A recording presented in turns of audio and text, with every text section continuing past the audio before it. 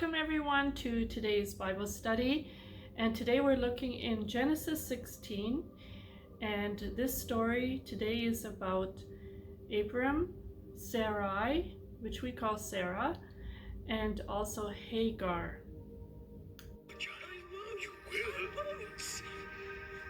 I can't. It's too late for me.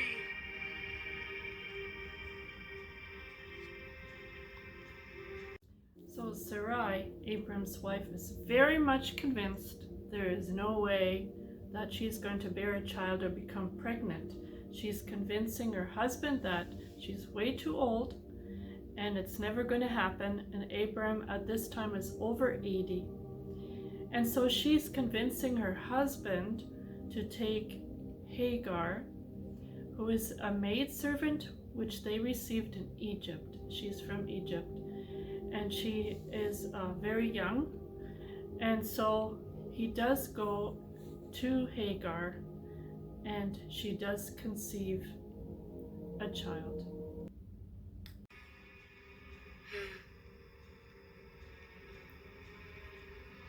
Hagar, the servant girl.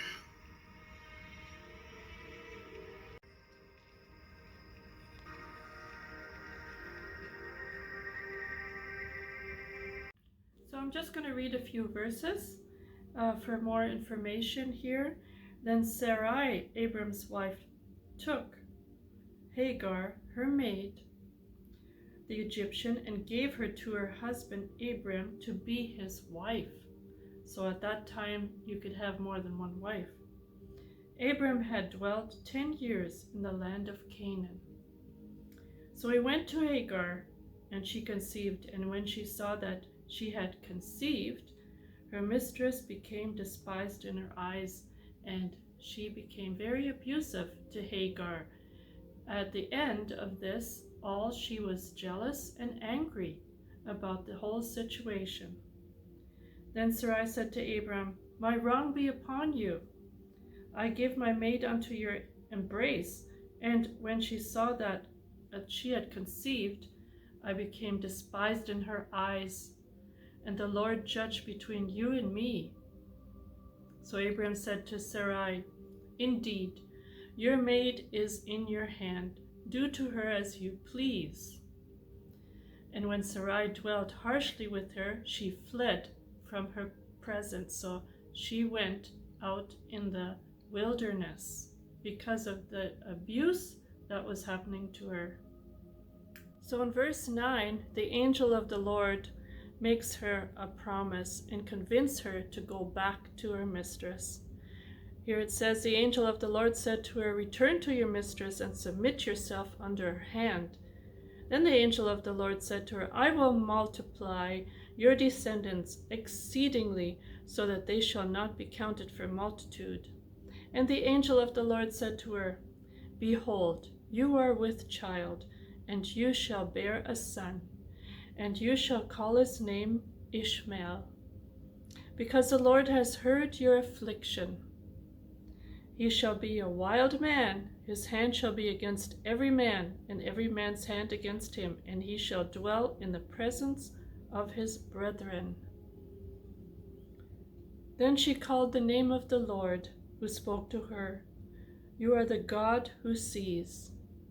He said, "Have I also here seen him who sees me?"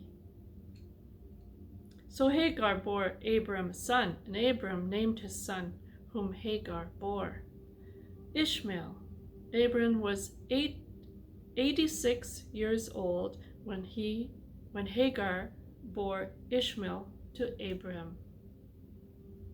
When we continue next time in chapter 17, Abraham is 99 years old, and the Lord approaches him again about his promise of making many nations and that he will be fruitful.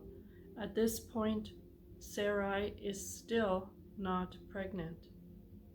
So what can we learn today? Again, we can see that the human perspective and the ideas of how things have to happen and how things cannot happen in our mind and how we know In this case, as Sarai thinks this is impossible to conceive a child and there must be a different way, and doing your own thing and thinking out your own plan is always wrong when God makes promises. We need to keep His word in our heart and believe, definitely believe, then all miracles can happen. So thank you for joining me today, and God bless you all.